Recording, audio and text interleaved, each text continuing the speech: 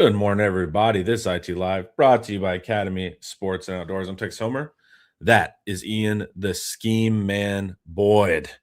And we're going to talk about how defenses steal the box advantage, something that we've been carrying a lot. Apparently, I'm using British terms, carrying on a lot on the Saturday show about how we can use different box alignments to solve problems. And do our linebackers really fit it? Can we work around that? All of that fun stuff. But before we discuss that, head over to Inside Texas, spring sale, 50% off, Ultimate Fan Bundle, Inside Texas board on 3 for your national football news, and of course, Rivals for your recruiting. We'd love to see you over there. Come join, come hang out. There's a lot more than what's on this here channel. Hi, Ian. How are you? I'm doing well. I woke up this morning at 9:45, had a brief panic, and then I remembered I'm in the East Coast. I was going to say, are you an hour ahead there? I'm an hour ahead. And so I was like, I knew even before my mind processed it, I was like, if I were actually late, I would have text messages from Connor saying, let's ride, and then like 7 missed calls. So, yeah, exactly. Yeah, I wouldn't just let that. We always got to ride, man. All right, let's discuss the box. We'll explain it simply, but it's an important factor here. So let's take your thesis here, Ian. Set it up for us, brother. Well, the thesis, I guess, could have been its own thing, but on a given week in college football, most of the time you're playing a team with 5 offensive linemen and a tight end. The tight end can move around. Some of the offensive linemen move around too. And so they're always able to create 5 interior gaps on any given play to run the ball into. An interior gap meaning that they have a lineman or a tight end on either side of the gap. And sounds like the nation is calling you. Yeah, apparently we have a strange person from Twitter. I think you're they're calling you in. They're like, we need your particular skills, Connor, for apparently capture Crag Island. Hey, at least we got Twitter link back up. There's a long time that the link broke, so at least we got fun spam that I cannot delete in the chat. That's very nice. That's the White House press secretary's name, right? Correct. Yeah. Okay. Okay. So the offense can create those interior gaps, 5 interior gaps. The defense has 5 guys generally whose primary responsibility is to fit those 5 interior gaps wherever they may appear. You need 5 guys that are at least competent at it. And then, if some of them are amazing at it, some of the others can be a little less amazing, right? You need the average score. You need everyone to be about average, like Paul says on the offensive line. And then you need the sum score to be better than average. And there's ways to achieve this, hopefully. You ready to talk about the main pitch? Yeah. So Muschamp prefers to do it every way. PK was a little bit like that too, actually. But Muschamp maybe even a little more so. If you go back and watch his old Texas defenses in 08, 09, and 10, you're going to see a little bit of tight front. Actually, you're going to see a fair bit of tight front. And you're going to see a lot of different stuff that you didn't even know existed at the time, or at least I know I didn't. Yeah, you find these on YouTube? How do you even find 2010 Texas games? Yeah, they're on YouTube. They're on YouTube? Yeah. Yeah. So he prefers to have like every answer. That's that Nick Saban, Bill Belichick school where it's like we're going to have 100 answers to the test. No matter what test you give us, we're going to have answers for it.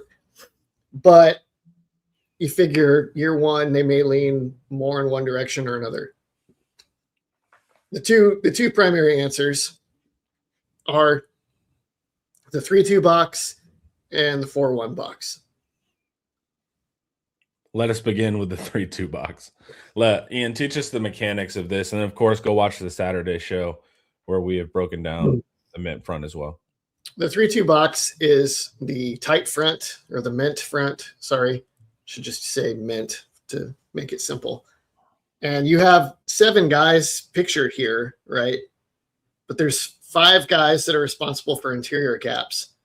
The defensive ends are in those B gaps between the guards and the tackles. They are usually just single gapping. It's like, hey, your job is to get into the B gap and make sure that they can't run someone into it. Okay. The nose tackle, there's different ways to play the nose tackle, but he's either trying to 2 gap or he's fitting into 1 gap, primarily one of the A gaps. And then the money linebacker is just the $sign and the mic. Those are your 2 inside linebackers, and they are fitting A gap to C gap, which means they read the back. They make sure he doesn't fit into the A gap. If he does, they meet him there. If the back goes away from them, then they go and find the C gap, which is the space outside of the tackle. The star, nickel, and the edge, jack, are involved, but they play outside in, and they're on the edge. So they're not fitting interior gaps in this scheme. D gap fitters. They're D gap, which is the gap outside of the tight end, or just the outside forcing the ball back in. They're both boxing things in for the interior 5, and they are not having to like fit in between blockers and anchor and stand up there. I was going to just explain the nose mechanics real quick. So the nose can 2 gap, meaning that he's going to play a primary, and then if he's going to go to one side, 1 A gap, and then if there's something coming the other way, then he'll jump. He's not just going to like play him down the middle and wait. How I was taught 2 gapping, I don't know, years ago. And then the mic will fit. There's a version where the nose tackle will just hit a certain A gap, and then whatever linebacker will hit the other A gap, leaving the remaining linebacker to then chase down something to the C. So they're playing multiple gaps here and evening out the disadvantage from a lack of bodies.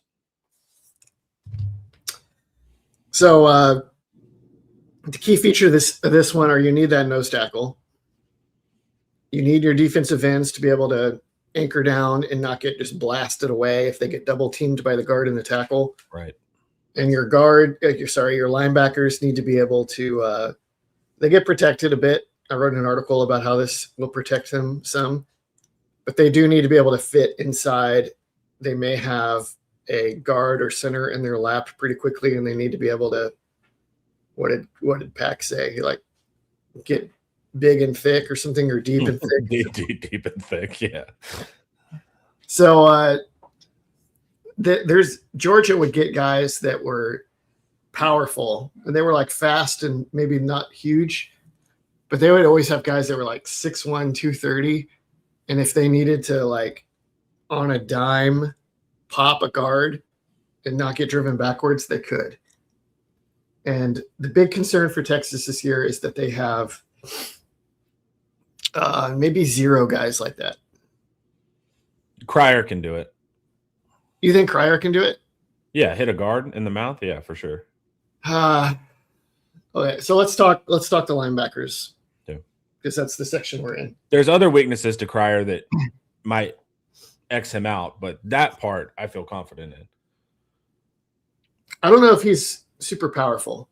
He is, and he's willing to hit. I don't know if it's like I don't know, what he's cleaning right now, but even from his high school to his Florida tape, like that's kind of his thing, is a forward motion, aggressive pop. That's really his selling point.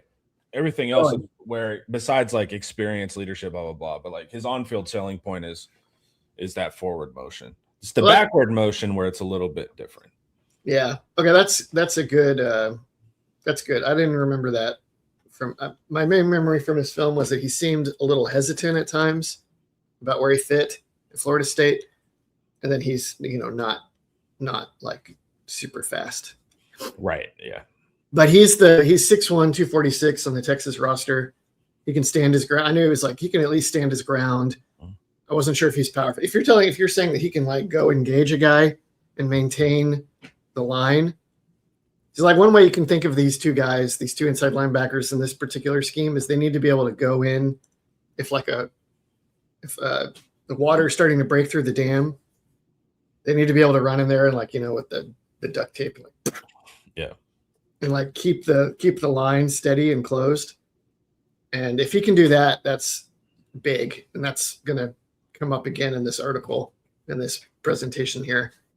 Ty Anthony Smith, I almost think might have some of that. I think he's maybe a little more powerful than you'd guess. Depends on if that roster listing was correct. Probably right. If he's 205 now and he's not been able to lift and maintain size because of the shoulder injury, then it's going to be bad. Yeah. That's probably not true. Eric at one point said he thought he heard he was more like 6'1", 230. So much of that, the ability to like take on guards, if you see the Georgia guys, they're generally massive. They have huge arms and stuff. But the main thing is hips and legs for something like that, being able to play low and use your legs. So even with a shoulder surgery, you would think that he could be almost improving in some ways at this. So we'll see where he's at. He may need to be, there's a good chance he starts. So, And then the other guys, Pack gave some notes on Tyler Atkinson. Pack thinks Tyler Atkinson could be great at this down the line when he's like 220, 230. But right now he's too lean. What did they list him at? 216 or something? Yeah. He looks like an enormous safety right now.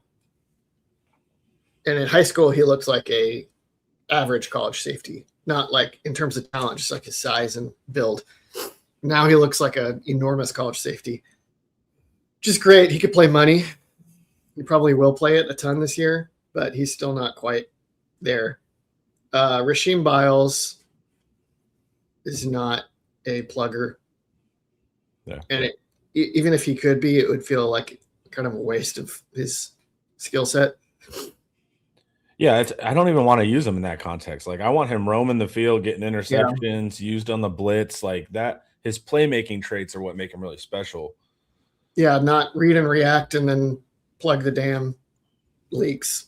I wonder, though, if he is a good blitzer, so I wonder how much of that he can just kind of utilize. It's a little bit of a different skill set, but it's also just like get forward now. Yes. But even when he does that, he's good at missing people. Right. He's good at timing people, too. Like, he'll see that guard. As soon as that guard takes his eyes off of him, then he fires. Yeah. Real quick, Blake Bryan asks, could they use Biles in the nickel situationally?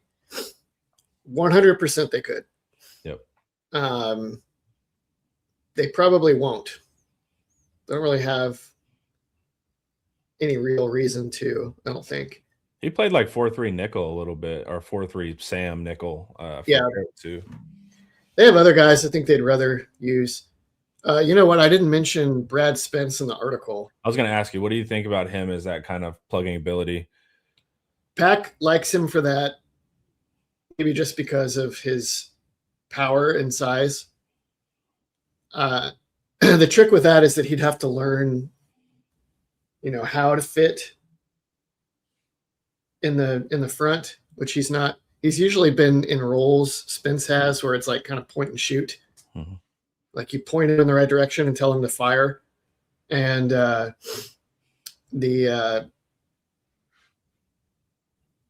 been knocked out by Sugar Pappy's deep cutting insult.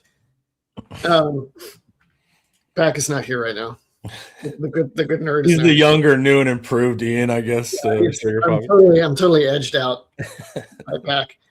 I don't know if Spence knows how to fit stuff, and they have him at Sam right now. So either they're going to slide him inside at some point in this process, but if it seems like if they saw him that way, they would be getting him work there, right? Yeah, I don't know if they're kind of trying to Trey Moore him, like kind of Yeah, put well, him in that world, you know? yeah, but Trey Moore played inside some. He did. Here's my thing, like with like Cryer and Spence, I don't love their pass coverage. I like both of them going forward. There's not that all around, Georgia freak athlete, right? Where you're like coverage, we're good. Blitzing, we're good. Run game, we're good. There's strengths and weaknesses to whoever you play. If you play Smith, you're going to have kind of the speed, coverage ability. I don't know how he'll look in the run. You're more confident on Smith there than I am. And then whenever you put in the bigger guys, I don't necessarily love them in the drop back pass game. So it's like it seems like offenses could exploit certain things depending on your personnel, and that's normal. But we're a little bit spoiled, I guess. Just like, well, where's the first rounder? Yep. My next article is going to be about what Muschamp found waiting for him in 2008, and then what he produced. Because we've been presenting like, here's what he's been doing at Georgia. Here are the different pieces he wants. And last time he came in, it was like, here's a total mismatch of stuff, and he put it together and made it work. He's not like a slave to a system. He's very creative and versatile and reasonable. So yeah. He'll find ways to put these pieces together. I was watching some old school clinic, but he's like, if we don't got the guys to play man, guess what? We don't play man. And so that's always nice to hear. Then the coach that's like, no matter what. Now I think he always wants to start with man. Like man match is important, but I have heard him show that he's not just going to hit his head against a brick wall too. They have the guys to play man, so that's not going to be this year. Yeah, that's not going to be the thing. But you do listen for that in clinics, right? Like, are they reasonable? Are they going to try to force a system with guys that they don't have? Plus, there's potential workarounds, right? And then also, why do we think it's this look, right? Well, because we said as soon as Muschamp got hired, we're like, Lance Jackson's going to have to put on significant weight. And then what happens? He puts on the weight he needs to play that kind of 4-eye technique too. So I do think we'll see both fronts, but it was a good indicator with guys getting bigger to play this style too, right? Well, we will definitely see this some. One other thing about this is that Simmons playing outside in like this is he could be very good at this, but you're just not quite as involved. And it doesn't really make that much use of Simmons. I've seen teams play this. Todd Orlando would play this and put like a defensive back there at times. So there was like a star type on either side. And I saw one of the last Art Brow's Baylor teams did that too. They had like a 190-pound jack. And it was but if it works schematically and you bounce the ball off the table, you are trying to kind of lead the ball to him in a perfect world. You're trying to plug the interiors and make him bounce out to the fours. Yeah, but that's not what Simmons, like bouncing the ball to Simmons is not. You want him chasing. It's not a forward motion. You want him in a what's it called when the predator switches to a sprint at the last minute, They like stalk and then sprint. I don't know what the term is for that. An ambush. You want Simmons in that mode like as often as possible. Yep. Yeah. It is. Yeah, we'll see. That's why, as much as we explain Mint, just I think in Ian and I's soul, we're like, yeah, but you have Colin Simmons, so maybe you do something a little bit different. All right. Are we good on Mint? We're good on Mint. We've talked about this we've probably put in like 10 hours on this now.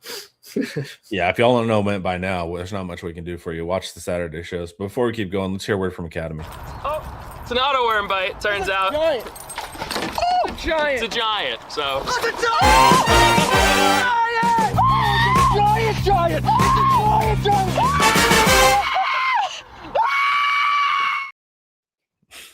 All right. is the term pounce, Ian? I don't know. Is there even a term you were searching for? Is there a literal term for like stalking into a run? Ambush, pounce. I don't. I think so, but I can't remember what it is. Okay. All right. Here's option 2. This is a 4-down or a 4-1 box. What does that mean, brother Ian? So in a 4-down, your 4 defensive linemen are all potential interior fitters. So like the jack is still on the edge here in this configuration, but if the tight end were to like slide across, he'd be an inside guy. If you might be more likely to like slant him into the B gap rather than using the mic there. You might 2-gap him, probably not, but maybe. And if you switched them where the defensive end is over there and the jack was over by the tight end, then you might absolutely use the defensive end to 2-gap there, and then he's an inside guy. The defensive end, whoever is across the tight end, they could still play it wide, but they could also slide inside. They can take the tight end on directly. They could fit inside of him as like a 5 technique in between. Your defensive tackles have obvious primary inside gaps. They can also 2-gap. Your front 4, you're controlling a whole lot more with your front 4. And this is a big growing thing in football right now, where teams are like, you know what? Some teams are going the 3-down direction because they're like, if we're going to get spread out, we want more guys off the ball who can show up in different places. And then offenses will try to put them in conflict and make it hard for them. And then you have other guys that are like, okay, if you're going to attack our back end, we're going to control as much as we can with the front 4 so that everyone behind them can be much more loose. And so like your modern 4-down, in this case, your jack, your nose, your defensive tackle, your defensive end, and your mic are your main 5 guys. And your money is way more protected, and he gets pulled into things now and then, but he's a little more like the jack or the star in the previous in the mint deal, where like he could be a first responder, but he's usually like the second guy to the scene, if that makes sense. Yeah. He's like the ambulance chaser. He comes with the camera. So what's the problem here with the bubble, right? When we're talking about our personnel, what is the bubble? What does that even mean? And then what do you need in the skill set for? Right here, it'd be represented by the mic. The 4-down bubble is the B gap in between the nose and the jack or end. In this case, between the nose and the jack, where you have no defensive lineman in that gap. And potentially, so like there's no one that can fit it inside. And you also have the possibility of the guard being freed up to just take off to the second level. So like if they ran zone to the left, the offense in this deal, and the center hit the nose and the left tackle hit the jack, and the left guard maybe at most gave like a right hand shove to the nose, and then he's just on to the next level. And so whoever's there needs to be able to not get, trampled. They have to hold up, ideally more than hold up. They need to stall his progress, or you need elite evasion ability. That's what I kind of worry about. I don't worry about that with like a Cryer or a Spence. I do with like a Smith. Biles will most likely be the money, and he'll travel with the tight end, so he'll get that advantage. But if you pay attention to like, I don't know, if you watch like a Shanahan clinic, they're like on the goal line, and before they even run the tape, they're like, where's the ball going? And nobody answers in the audience, even though coaches should know. They're like, where's the bubble? And they're like, that's where the ball's going. And so they tell like these are, some of the most elite offensive minds, and they've simplified it to where is the bubble? That's where we're running. So it's that open B gap. And so your linebacker has to be able to fit that effectively, especially in short yardage where they only need to get, a couple feet forward. And that's where I'm like, I don't know. Now I think in goal line, that is where you use Cryer. That is where you use Spence, but it's something that I am watching for. I watched an old 2009 game against Oklahoma State for Muschamp, and they ran this. Oklahoma State ran the ball from this a bunch of times, and they would run it into that open B gap bubble, right? And the Texas linebacker there would go and try to plug the dam, and then the backside money would two gap it. So he would check to make sure that the running back didn't run into that A gap between the center and the right guard. And if the running back takes a wide angle, then he knows he's not going to be there, right? So then he would get over to where the mic was. And if the mic takes on the left guard and like keeps him inside, then the money would fit in behind him unblocked and make the tackle. And so they were stopping Oklahoma State's run game with like almost a light box, which is their 6 guys and 2 safeties staying back. Their star would also get a little more involved, but that's because Oklahoma State didn't have RPOs yet. So I was just going to say, so you better hope they don't tag an RPO on this, especially on that backside, because all you would have is a corner. Maybe you have a safety in like cover 3 that's came down, but likely you have a 2 high safety, and he can read run pass, but he's going to be late to the party. So as soon as that mic fits, that RPO slant is open right behind him. People like to do that in the red zone. And then if he's trying to kind of wait and kill time to stop the RPO, he's going to be late to the short yardage run. So that's the problem here is if you're facing teams that are tagging RPOs with everything, this is pretty easily exploitable. Well, I think Muschamp would still play that mic aggressively and maybe just answer it somewhere else. I mean, you'd have to drop a safety, right? Like there's really, because you're on that backside, the nickel's on the opposite side. So all you have is a corner and a safety left. But who's over there? Like if it's just a single receiver, then you have a corner. And you have a corner, you'd have to just play inside leverage on it. Yeah, which they might do. Or they have like a safety that might be ready to come down if it's a slant and murder that guy. Or they just drop him down as a rat or something. You can get away with get away with the mic being pretty aggressive and not worrying too much about run pass conflict. The money a little less so. He needs to be a little more mindful of the tight end. Yeah, and then they run counter left, and so you're going to have to get a safety too high to be able to trigger quickly. Yeah, that's fine. And I wonder, I mean, you could still theoretically two gap this, right? You can take the mic that he watches B and then he overlaps. Yeah. Yeah, So, you can also flip it and play the jack over the tight end, and then the defensive end to this side, and then two gap at the defensive end, or tell him like you fit inside. if they put two receivers and draw the nickel over, because the jack always has to be opposite the nickel. Yeah. So they'd have to go formation into the boundary to get that look, unless they're willing to break the rule.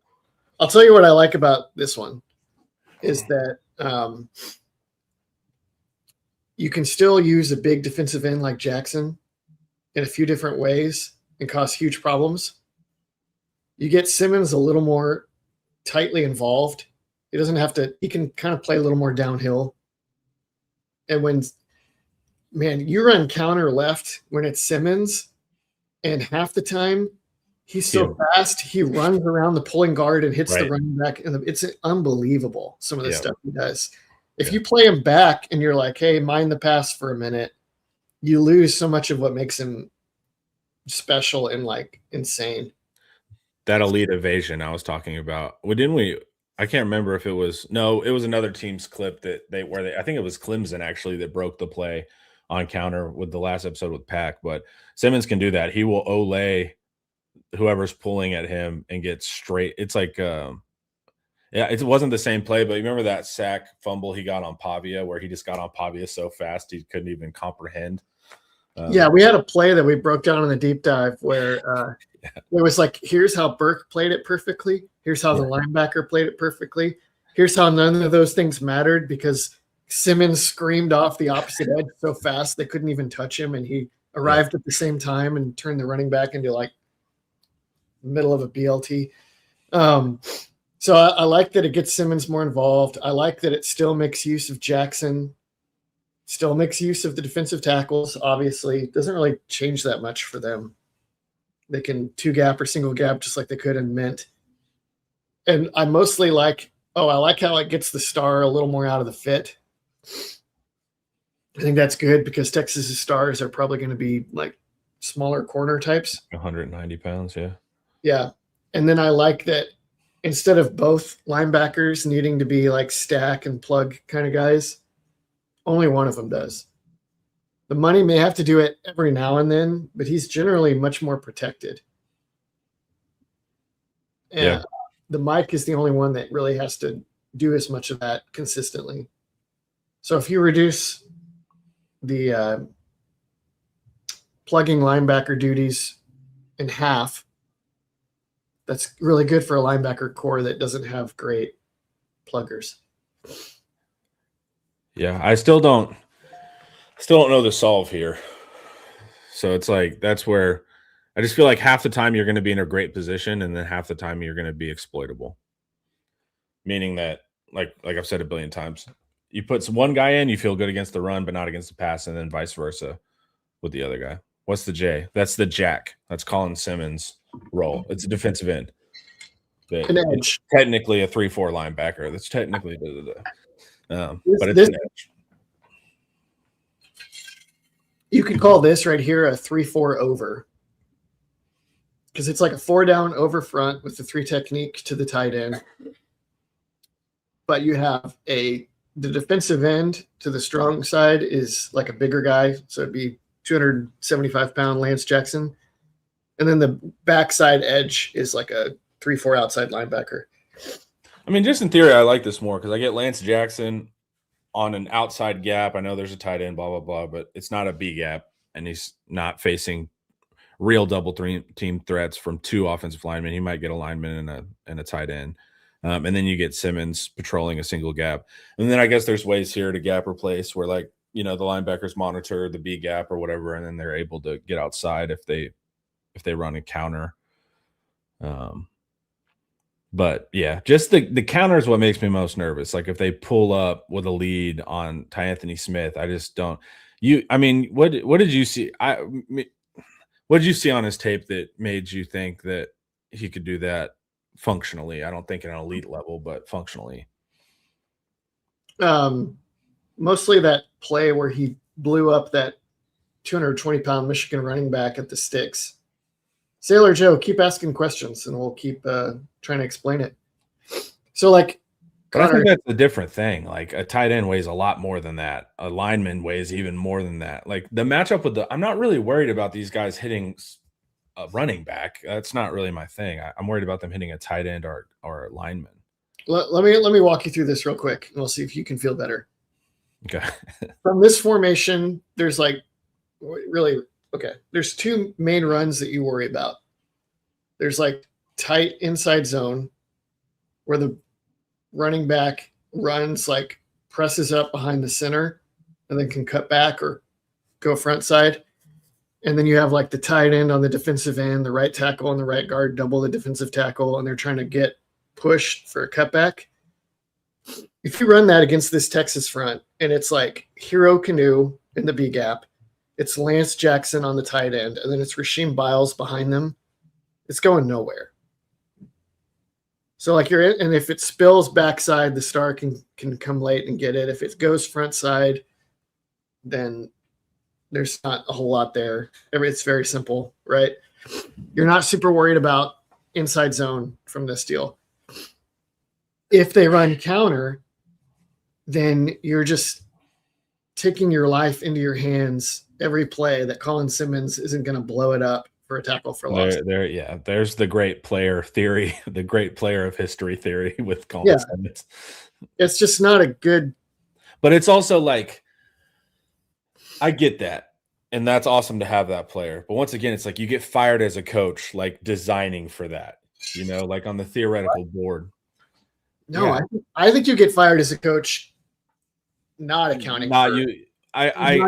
We have not a difference. accounting for who the guys are. And I know, but even with Pack, you're not drawing the play up for Colin Simmons is going to do a backflip and make the play. You're just kind of you're doing the X's on X's. And that's where if the guard does get to Simmons doesn't make the elite play. Because if you're asking him to make an evading play every counter run, it just is a little tricky. So say it does work out schematically on the board, the guard does take Simmons, and then that tight end does wrap up to Smith, then your safety better be great at tracking and smacking. But that's already two things that are it's like you've just laid out like we need if you're the offense in this scenario, it's like we just need to not get killed by Simmons, make a normal play against like an average Mike linebacker, and then we need to not get killed by Jelani McDonald or Derek Williams or whatever. Yeah, but that is counter. That is you're saying we need to block the end, we need to block the Mike, and the running back needs to beat the safety. But you're running like two of the best players on Texas's team. Who, Jack and safety? Yeah. Okay, I was gonna say because maybe. And there's also great. Texas does have hopefully great players there, but it's just I would just feel that nose might be a problem too. I agree. Yeah, I agree. Well, here's the thing: is like when I look at this, I'm just really keyed in on the Mike position. I feel pretty good about everything else, which is a great position to be in. I think I'm just kind of keyed in. This is what the opposing offense is going to have to key in on. Because what's your logic here? You're going to be like, okay, we're going to totally cook Hero Canoe, probably not. Lance Jackson, who's a first rounder, probably not. Colin Simmons, first rounder, probably not. So it's like they're going to attack the Mike that when you look at this situation. So that's why I'm just paying attention to it. But also I'm asking for a perfect world where no player has a weakness in the front, right? But that's what Muschamp did so well in 08, and what Muschamp and really good coordinators do all the time is they figure out how to position their best players so that they make such a mess that you can't get to the weak players. Yeah. Like your solution can't be, we're going to be rock solid at every single. That's the job of coaching, right? Like you would hope that you had no exploitable weakness, but that's where the coaching comes in, is protect certain elements and then use your strong pieces to make up for that weakness. So I agree in that regard. I'm just purely thinking of, as an evil offensive coordinator, what I would attack, and I would run counter at the Mike a lot. I know what Georgia would want to do here is run inside zone and get the center on the nose quickly, or trust the center to get the nose and basically cover him up on his own so the left guard can go murder the Mike. That's what Georgia would do. Georgia's not even on the schedule, though. It is funny how I've heard it from so many people. They're like, and then this could beat Georgia. It's like, guys, we're not playing Georgia. You need to let your trauma go, guys. We're not. But yeah, the SEC championship, you might, but like the ghost of Georgia like haunts us. I don't know if there's even another team that can do that consistently. Maybe Ohio State. Like the idea of Kirby Smart has maintained the old Alabama tradition of like, we're going to have a big, powerful center that can single block a defensive tackle so that our guards can go kill people and just like run free to the second level. Alabama used to do that. Georgia does that now, and you just don't see it very much anywhere else. Yeah. I imagine Cristobal would like to do that. Cristobal was at Alabama when they did that, but Georgia is still the standard for sure. But it's when you play Georgia, you do it a little differently, where you put Hero Canoe at nose, and you put him like in a 2-eye to make sure the guard. There's you got to be able to like screen your guys and hide your weaknesses and be flexible. I mean, that's why Muschamp wants to be able to do either one of these and a few other things too. All right, guys, before we keep going, let's hear a word from David McClellan. Big financial decisions don't have to feel overwhelming. There's someone who can guide you every step of the way. David McClellan is a fiduciary financial advisor with Forum Financial, and he's working closely with his clients as a true financial life coach, guiding every aspect of your financial journey with expertise and care. If his name sounds familiar, that's because David was a swimmer at Texas and a member of several national championship teams. Today, he channels that same championship mindset into helping people win with their finances. David specializes in financial planning, and he's contributed numerous articles to Kiplinger on the topic of retirement tax bombs. And right now, David is offering viewers a free intro consultation to assess your financial situation. Do not miss this chance to get personalized guidance from a trusted expert. To schedule your free consult, email David at dmcclellan@forumfinancial.com, or you can call him directly at 312-933-8823. The contact info is in the description. Ian, I have a question for you. Give me 2 minutes and I'll be right back on the screen, but answer this Sailor Joe's nickel question. So Sailor Joe says, I think I've asked before, but star, what's the purpose of it and what's something you look for in a star? What's dime nickel? Star is the name that a lot of coaches these days give to their nickel. So star and nickel are the exact same thing. It used to be that like the name nickel was like when you needed a fifth defensive back, you would call him your nickel because a nickel's 5 cents, right? Fifth defensive back.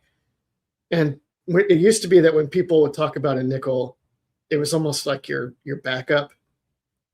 And so when teams started using a nickel as a starter, like your nickel is a starting player, your starting 11, and one of your better players because he has a lot on his plate, then they're like, hey, let's come up with a different name so that players get excited to play this position.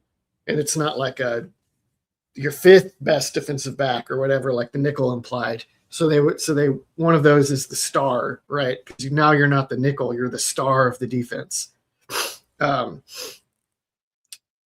It is a hybrid position. You basically need to be good at a lot of different things. The Michigan under this old guy used to call it their Viper. And he'd be like, I heard him in a clinic. He talked about why he called it the Viper. And he's like, when he was trying to convince safeties to come down and play closer to the box, like the star would, he'd be like, no, you're not a linebacker. You're a Viper. Yeah, there's a psychological component. Yeah. So it's a trick. It's a mental trick. But for Texas this year, I think the star, they want someone that's good in coverage, reactive, quick, smart. Yeah, Sugar Pappy. Venables calls it his cheetah. You almost want like a cornerback who's particularly smart and tough and physical, or you want a safety who's particularly good in coverage. So a little bit of a tweener between a corner and a safety. It still can be a little bit of like if you have an awesome rangy safety, you may not want to play him at star. You may want rather him stay back. And if you have an amazing coverage cornerback, you want him at corner. You don't want him at star. So it can still be a little bit of a tweener that, and when you play that position in college, the NFL will sometimes still look at you a little bit. They'll look down on you. Yeah, Jahdae Barron had to come back and move to corner before the NFL was convinced that he was actually he actually was the star, and they didn't just call him that. Yeah. And then it turned out that he was. I could have told him that. But it's also, I think that's so antiquated because it's like nickel is base. It's not technically base. It's not camp base, but nickel's base now is your base defense. So it's not like this like true sub package of like, oh, this is a fifth DB. It's like this is a crucial part of modern defense now. So I think that's just kind of an old way of thinking too. But if you're the NFL, that makes sense in theory. But you're like, why would I take a guy that played nickel in college if I can go get a superstar corner later in the draft Why would I take him in the first round versus a first round corner? versus versus converting a 5th round corner. Yeah. That's the real killer. Because like in some of the best nickels in the NFL were guys that were like superstar corners in college or even in the NFL who just got slid inside. Because there's this, if you're like a 4-4 athlete that can turn and run with people, why aren't you doing it in college? That's the NFL's question. Yeah. Sure, you have all these other skills that are really valuable, but I bet I could find a safety or a corner that could do those things too. So it's still kind of a looked down upon position. And that's why you have to name it something cool. Yeah. There's a few now. Some of the Saban program guys are did play, like Deion Branch. No, that's Brian Branch. Brian Branch for Detroit played nickel at Alabama. Minka Fitzpatrick played nickel and dime at Alabama, and they still took him really Well, kind of from high school. How many players do we recruit that played nickel in high school? Yeah. They're almost all corners or safeties. Michael Taft played some, I think. Yeah, but I'm saying, you get what I'm saying, is like, it's even like Texas is not looking for nickels from the high school ranks. They're looking from corners and safeties. So it's like it makes sense, right? We're doing the same thing in high school. At every level, if you have someone that's athletic enough to flip their hips and run, then you have them do it.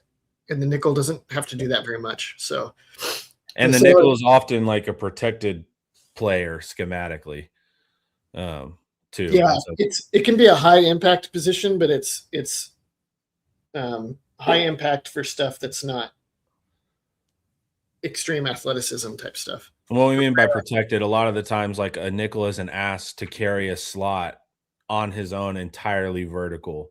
So if the slot just runs straight fade, they're often not saying, hey, nickel, run with him. They're keeping a safety over the top, and then the nickel and the safety will double that. And so that's what we mean by like protecting nickels downfield. And then the NFL doesn't like that because they're like, why wouldn't I just take a guy that doesn't need to be protected downfield and can run with people? Sailor Joe asks, okay, yep, you pulled it up. So what's dime? Dime is if let's say that tight end was a receiver, or he's not actually good at blocking, or it's like 3rd and 7 and you know they're going to throw it. Now you want that money sign guy across from the tight end to be more of a safety kind of guy. And so maybe you switch him out for a defensive back, a safety, or you slide the star in to play that position and you replace the star outside with an even smaller corner. Here's the simple thing. I don't know if you mentioned this while I was away, but nickel is just 5 DBs, nickel 5, right? So that's how you remember it. And then they kind of break the convention, but they're still a line of logic. When they go to dime, it means 6 defensive backs. So dime more than nickel. It's not equal 6 there, but that's all it means. Nickel, 5 defensive backs. Dime is 6 defensive backs. So if you're running against an offense that has a really good passing attack, or they're putting a ton of receivers, or like Ian says, they might have a tight end on the field, but he's basically a big receiver.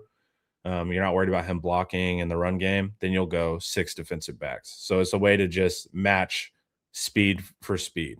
That's all really at its core. Also, if you ever, this is kind of funny.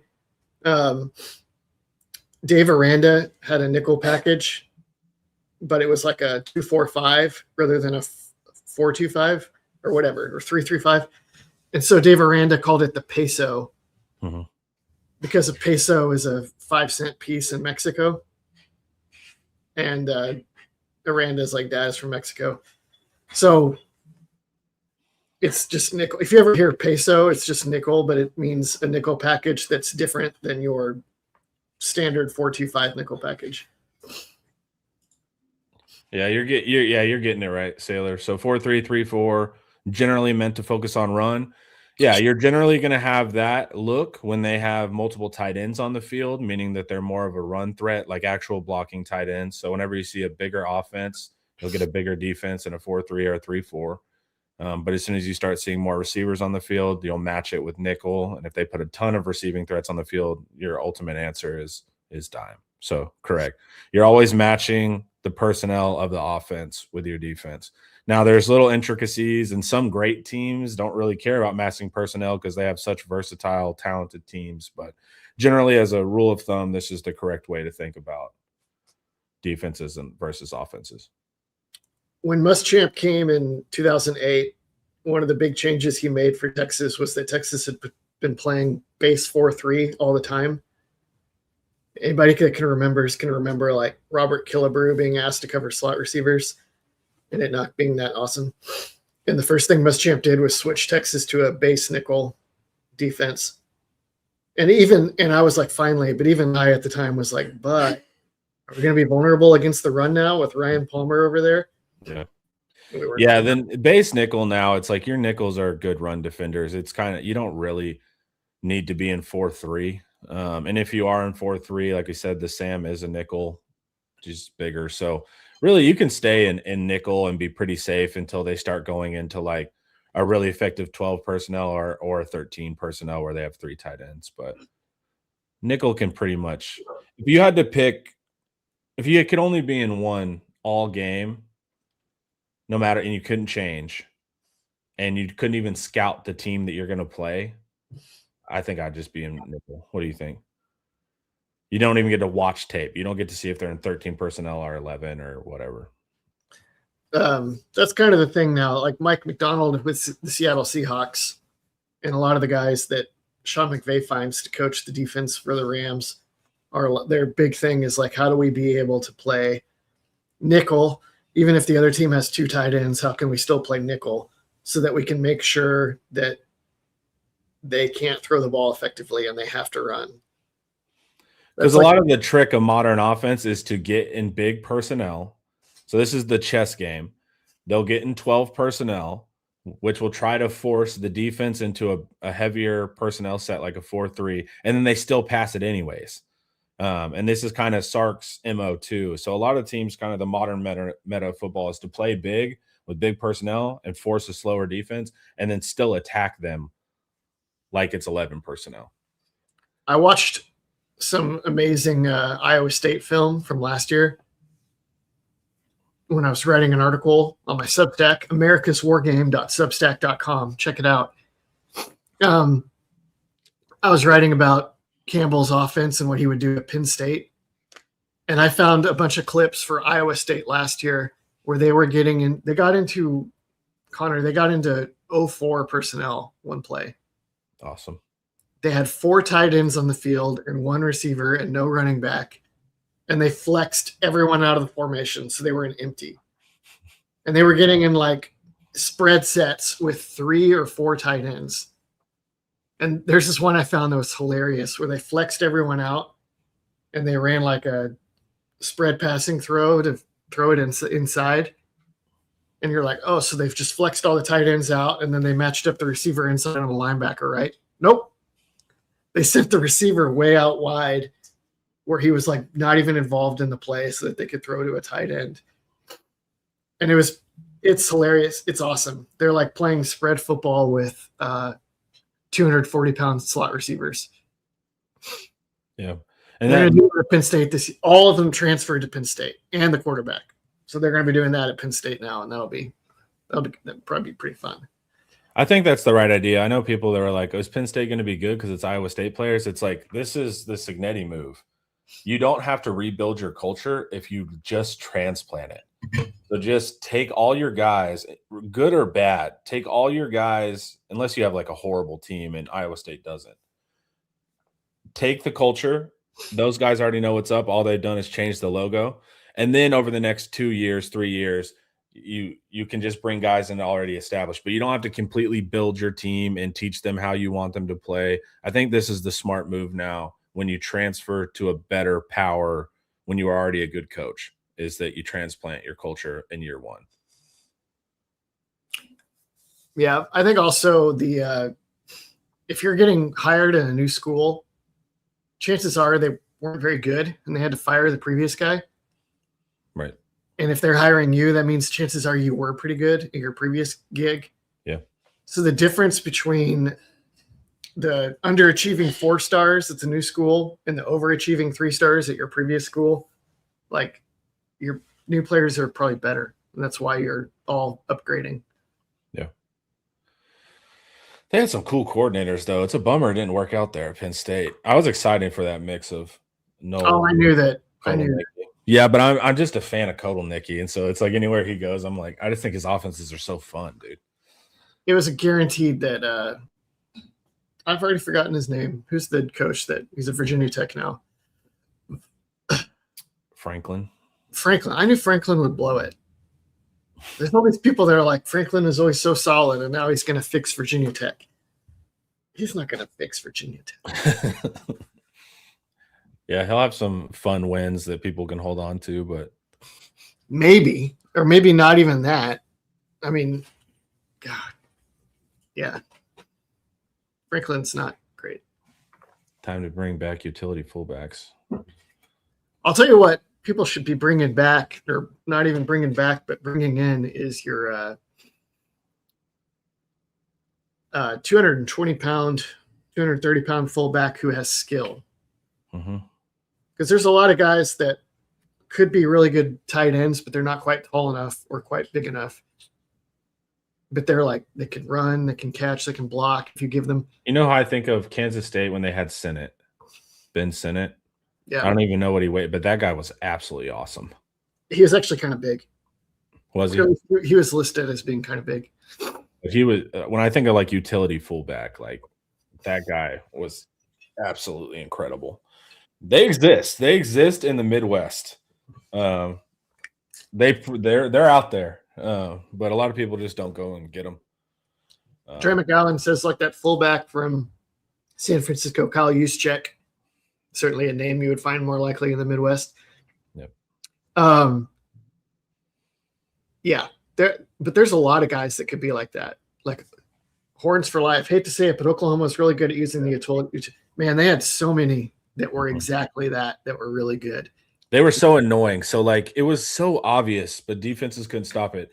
Riley, what was his name? Jeremiah something. That was way even before Riley. They were good at this. No, but I'm saying who the most recent example of Riley before he left. He bald guy. But anyways, he was that utility, and so what they would do is just all between the 20s, he would be a run blocker. That's all they would do, and they would just slice him back and forth, get your linebackers not paying attention to him, and then as soon as they got in the red zone, every single time they would leak him for a touchdown, and it was so obvious. I would break it down in my Homer breakdowns of like, this is what will happen, and then sure enough, 2 or 3 times a game, that's exactly what they do. Yeah, they what was that guy's name? The last one. It's like, I want to say Peyton Willis, and I know that's like that NFL running back. Talking about Braden Willis. Was that it? It's the tight end that played quarterback against us whenever their quarterbacks got hurt. I think that was it. So that was like the last really good There was one. the Jeremiah, a name like that included Jeremiah. That's the one I think about. They used him like exactly like that because Braden Willis had like true. They've had so many. He had like true slot ability. They've had so many. Dimitri Flowers, Jeremiah. I know who you're talking about. Yeah. The guy that hurdled Texas in the 2012 Red River Shootout. Yeah, it's such a cheat code. It's very effective. Well, I mean, we did like the example of it is like Texas just doesn't do it very well. I don't know why. Like, and not that they don't do it well. It's like they don't scheme it. Like they don't force the issue, but it's the same thing with like Townsend, right? Like they just got Townsend on that running screen. Imagine he wasn't running and he was just leaving straight from the line for a quick, or he sliced across and caught it. It's that concept. We just ran a different way, but we don't like exploit the hell out of it like other teams do. Even though we do a ton of slice action all the time, we don't do the leak as much as we should, in my opinion, I guess. We had a guy that was pretty good at it last year, and I can't think of Jack Injuries. Jack Injuries was exactly that kind of guy. They used him pretty well, but still underutilized relative to what they could have done with this kind of stuff. Remarkably underutilized, like profoundly underutilized. Jordan Whittington was kind of like this too. Who was? Jordan Whittington. Yeah, no. Yeah, I agree. Yeah, Whittington would show up as the 4th or 3rd option in like some random game and go for like 150, but then he just like wouldn't exist in the passing game for everything else. We're weird with that. It's like very streaky on when guys get going. Teams just aren't thinking, how do we find and maximize these kinds of guys, these fullbacks. But if you watched, I don't know if they still do this, but they might.